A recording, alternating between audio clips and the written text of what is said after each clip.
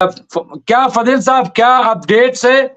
और इसके अलावा जिस तरह से आज यहूदियों ने आईडीएफ के फौजी पर हमला किया, अटैक किया है, क्या अब वहां पे खाना जंगी की नौबत आ गई? क्योंकि अगर आईडीएफ पे हमला होने लगा, फौज पे अगर खुद यहूदी हमला करने लगे, और ये खबर बहुत आम हो रही है, तो आप इसे कैसे देखते हैं फजील साहब? और अपडेट के साथ अगर कर दें।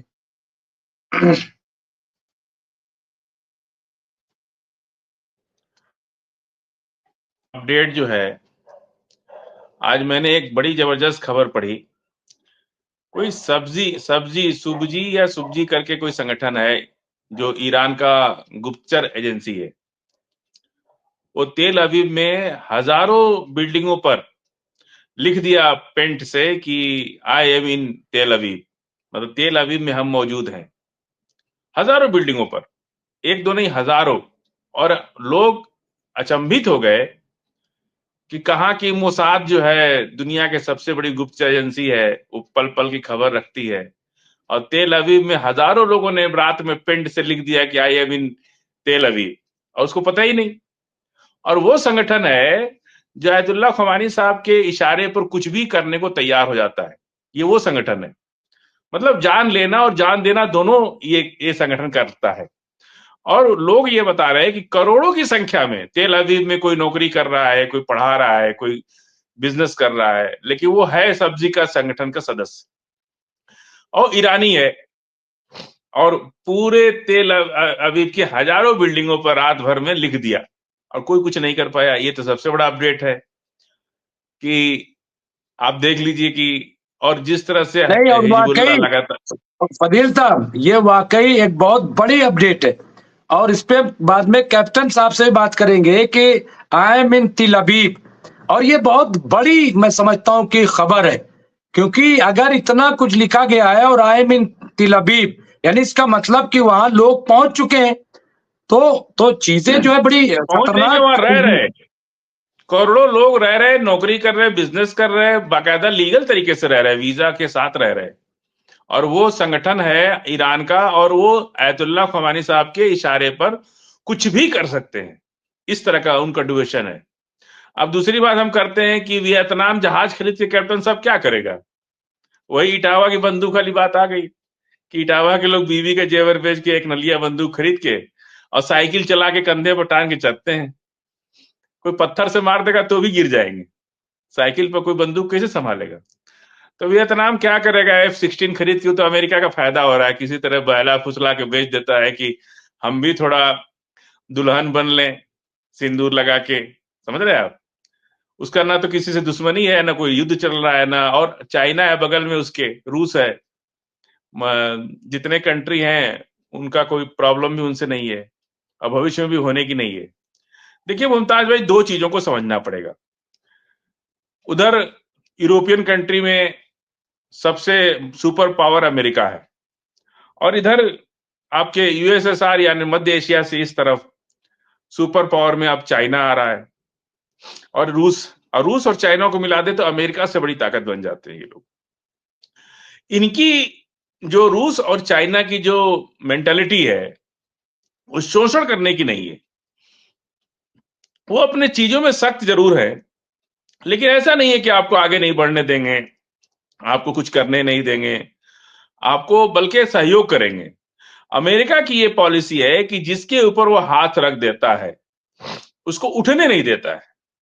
जैसा कि बड़े पेड़ के नीचे कोई छोटा पेड़ जल्दी बड़ा नहीं हो पाता है, वो उसको छोटा ही रह जाता है, क्योंकि बड़ा पेड़ उसको नीचे जो है उसको छाया नहीं देता है, उसको धूप नहीं देता, उसको तमाम पौष्टिक जो पोषाहार चाहिए वो नहीं मिलता है।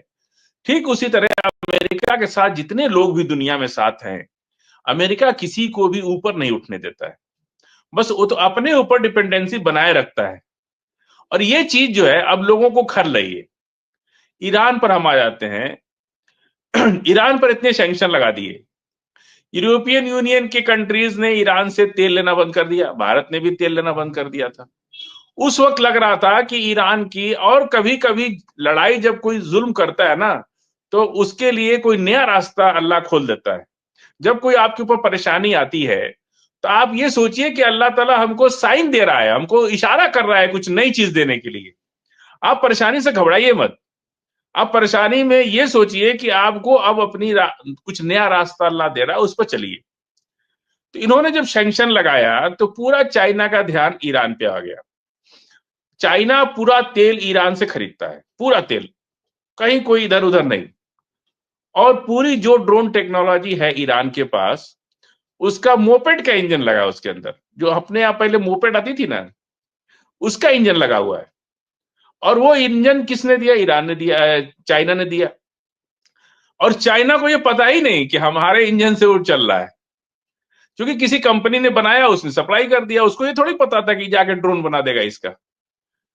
चाइना की इंजन बनाने वाली, मोपेड की इंजन बनाने वाली कंपनी को ये नहीं मालूम था कि ये ईरान हमसे जो इंजन खरीद रहा है उससे वो ड्रोन बना देगा।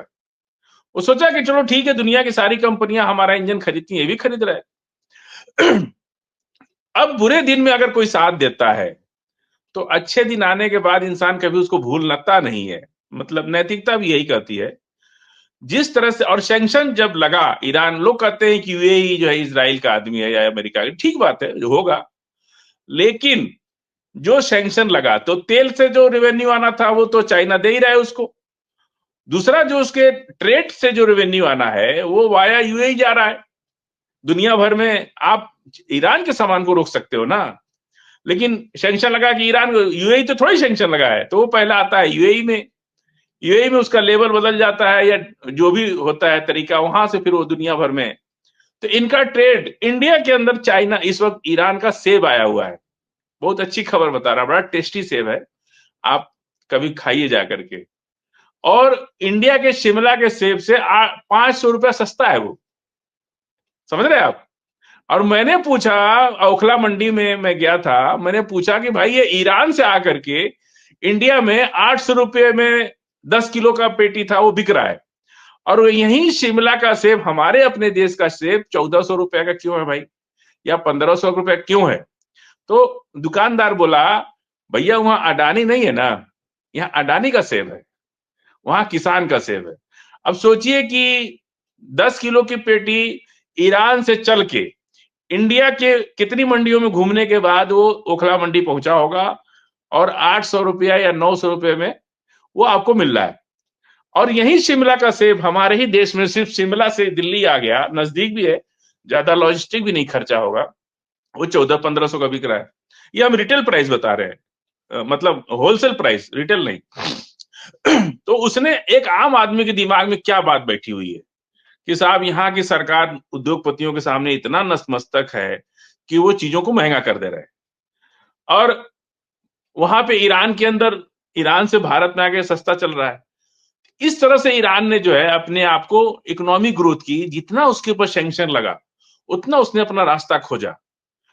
आज अगर मान लीजिए अमेरिका उससे दोस्ती कर ले तो क्या ईरान चाइना को भूल जाएगा? और चाइना को अगर भूल गया तो अमेरिका का तो आदत है दोस्ती करके पीठ में छुरा भोंकने का, उसका तो इतिहास है। कल क्या होगा? कल अगर फिर दोबारा उसने बुला करके हमको पीठ में छुरा भोंका, फिर क्या करेंगे हम? तो ये कभी भी आप मान लीजिए कि चाइना अब मध्य एशिया का लीडर बन चुका है, भारत उसके साथ है, पाकिस्तान उसके साथ है, रशिया उसके साथ है, और ये सब वियतनाम, फिनलैंड, ये सब तो बुद्धिस्ट कंट्री हैं। जापान पर ही नागासाकी पर परमाणु बम से हमला किया अमेरिका ने। आज पूरी कॉन्ट्रैक्ट जो है जापान की सुरक्षा की जिम्मेदारी अमेरिका को दे रखा। जापान ने अपनी सेना खत्म कर ली, सेना पे पैसा नहीं लगाता, वो पैसा अमेरिका को दे दिया और अमेरिका उसको सेना का कमिटमेंट कर लिया। ये जो चीजें है ना, अमेरिका से बहुत सावधान अगर कोई होशियार लीडर है तो मुझे लगता है कि वो अमेरिका से बहुत सावधान रहेगा, क्योंकि इनका किरदार इतना गंदा है। अंग्रेज हैं ये लोग। जब देश आजाद हमारा हुआ तो इन्होंने भारत के मतलब 3 टुकड़ा कर दिया। कैसे 3 टुकड़ा कर दिया? पाकिस्तान कहां बना दिया और बांग्लादेश कहां बना दिया। मतलब पाकिस्तान में ही बांग्लादेश था तब, लेकिन एक पूर्वी पाकिस्तान कहां, दूसरा पाकिस्तान कहां, बीच में भारत। समझ रहे आप? इसी तरह फिलिस्तीन में 3 फिलिस्तीन बना दिया। तीनों के बीच में इजराइल है, जाने नहीं देता एक फिलिस्तीन से दूसरे फिलिस्तीन और तीसरे फिलिस्तीन में जाने नहीं देते हैं। ये जो इनका नेचर और कैरेक्टर है, धोखेबाज हैं ये लोग। और जितना इनका चेहरा गोरा है ना, ये अंदर से उतने काले हैं। ये किसी मानवता को नहीं मानते, कोई ह्यूमैनिटेरियन ग्राउंड को नहीं मानते, किसी पर इनको तरस नहीं आता है, किसी पर ये रहम नहीं खाते हैं। इन्हें सिर्फ अपना और अपना फायदा दिखाई देता है। ये चाल और चरित्र है इनका। अब जब से आप इतिहास उठा के देख लीजिए, ये जितने गोरे अंग्रेज हैं, इन पर भरोसा नहीं किया जा सकता, कभी भी कोई नहीं कर सकता। आज पूरी दुनिया में इनकी वजह से गरीबी है, भ्रष्टाचार है और टेररिज्म है। किसकी वजह से? इन्हीं गोरे अंग्रेजों की वजह से। मैं सिर्फ अमेरिका की बात नहीं कर रहा हूं, तमाम यूरोपीय यूनियन के जो सदस्य हैं, इन सब इतनी बड़ी कंट्री होने के बाद कोई किसी से नहीं लड़ रहा। हम तो बड़ा तैज्जुब होता है कि जब हम नक्शा देखते हैं कभी गूगल मैप पर, तो अमेरिका, फ्रांस, इटली, कभी एक दूसरे से कोई लड़ाई नहीं, जबकि सब पैसे बना रहे, सब अच्छा काम कर रहे और दोस्ती करके पूरी दुनिया पर हमला भी कर रहे। इसका असर अफ्रीका की कंट्री को आप देख लीजिए, कितना पीछे है, एजुकेशन नहीं है और नेचुरल रिसोर्सेज से भरा पड़ा है अफ्रीका, लेकिन नहीं है। अरब कंट्रीज को देख लीजिए, एशिया के भारत, पाकिस्तान, बांग्लादेश और इधर आप चले जाइए, जितना भी इधर फिनलैंड से लेकर के यूएसएसआर के 43-45 कंट्री हैं, उन सब लोगों, ये तो रूस और चाइना की वजह से थोड़ा इधर माहौल बदल रहा है। एजुकेशन में भी इन्होंने अपनी एजुकेशन का सिस्टम अलग बना रखा है और हम लोग के एशिया के लोगों के एजुकेशन सिस्टम अलग बना रखे।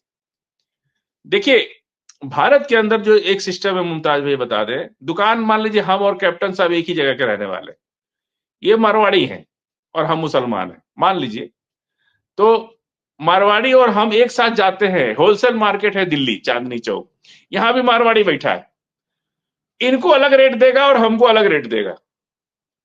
इतना फर्क पड़ जाएगा कि ये वहां रिटेल में 5 रुपया सस्ता बेचेंगे हमसे, फिर भी इनको बचत होगी।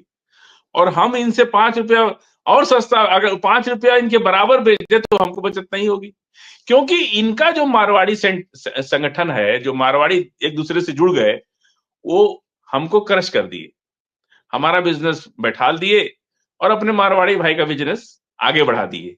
ये सब पॉलिसी अपने देश में, यही पॉलिसी दुनिया में, यही पॉलिसी वर्ल्ड में चल रही है। हम ये पूछ रहे हैं कि भारत में हमारे इतना कर्जा दे दिया भारत को या पाकिस्तान को, वो कहता है कि कर्जा लो लेकिन खर्च भी हम ही करवाएंगे तुमसे। भाई तब कहेगा कर्जा? जितना आंगनबाड़ी 4.5 लाख करोड़ रुपया तो हम उनके कहने पर खर्च कर देते हैं साल में, जिसकी कोई जरूरत नहीं। आंगनबाड़ी पर, हेल्थ में आप इंफ्रास्ट्रक्चर पे नहीं पैसा लगाएंगे, काहे पे लगाएंगे? पेड़ लगाओ, ये करो, वो करो, इस पर आप बहुत पैसा खर्च कर देंगे। HIV की दवाई पे नहीं खर्च करेंगे। सुन लीजिए 1 मिनट और बस, HIV की दवाई तो नहीं खर्च करवाएंगे, वो काहे पे खर्च कराएंगे? प्रचार प्रसार पर खर्च करो। उनकी एड एजेंसियां हैं, पैसा वही कर्जा दे रहे हैं, ब्याज हम देंगे। उनकी एड एजेंसी को हमारा कंट्री उनको ठेका दे देगा, वो बोर्ड लगाएंगे, साइन बोर्ड, हमको कहेंगे कि आप HIV की दवाई मत बनाओ, पर HIV पर पैसे प्रचार प्रसार पे बहुत खर्च करो। और प्रचार प्रसार किसका है? मीडिया उनकी है, एड एजेंसियां उनकी हैं, वो कर्जा दे रहे हैं, ब्याज हमसे ले रहे हैं, अब फायदा फिर पैसा उन्हीं के पास घूम के पहुंच जा रहा है। तो ये जो कितना, एक दिन मैं अमित शाह का बयान सुन रहा था कि जब वो पिछली बार शायद वित्त मंत्री थे, तो उन्होंने कहा कि 4.5 लाख करोड़ तो हम बजट में सिर्फ जो पैसे हमने उधार कर्ज लिए उनके गाइडलाइन पे खर्च करने पड़ते हैं, हम अपने लिए कुछ कर ही नहीं पाते। जैसे मान लीजिए आपसे हमने कर्जा लिया और कहा कि साहब हमको अपने डेवलप, तो कहता नहीं नहीं, आपके पास जमीन कितना है? 20 एकड़ आपके पास जमीन है, आप उसकी बाउंड्री करो और हमारी कंपनी बाउंड्री करेगी। अरे वाह भाई, तब तो आपका पैसा ब्याज हम दे रहे, पैसा फिर घूम के आपके पास ही चला गया। हमको अपने दिमाग से काम करने दीजिए ना। यही काम जो है, बैंक लोन दे देता है 2 लाख रुपया, 5 लाख रुपए में किसानों को। अब किसान 5 लाख लेके शादी कर लेता है, मोटरसाइकिल खरीद लेता है, चाहे बिलोरो खरीद लेता है। उसको भूखा बेचारा किसान भी तो शौक है ना उसको गाड़ी वाड़ी खरीदने का। अब गाड़ी खरीद लिए, EMI जमा नहीं हो रही है, 2 साल के बाद नोटिस आ जा रहा है, तहसील वाले जमीन कुड़ करने चले जा रहे हैं। भाई आप उसको 5 लाख रुपए में कौन बिजनेस होता है? 5 लाख रुपया दे दिए, कोई ट्रेनिंग नहीं दिए, कोई उसको सिखाए नहीं, अब पैसा दे के उसकी जमीन छीन ले रहे, टेंशन में अलग हो रह रहा है। साल 2 साल मोटरसाइकिल उसको घुमा, फिर वो भी पुरानी हो गई, वो भी मेंटेन। ये सब जो चीजें हम अपने घर में महसूस करते हैं, अपने गांव में महसूस करते हैं, वही दुनिया में हो बिल्कुल रहा है। जी मुमताज। बिल्कुल बिल्कुल। और एक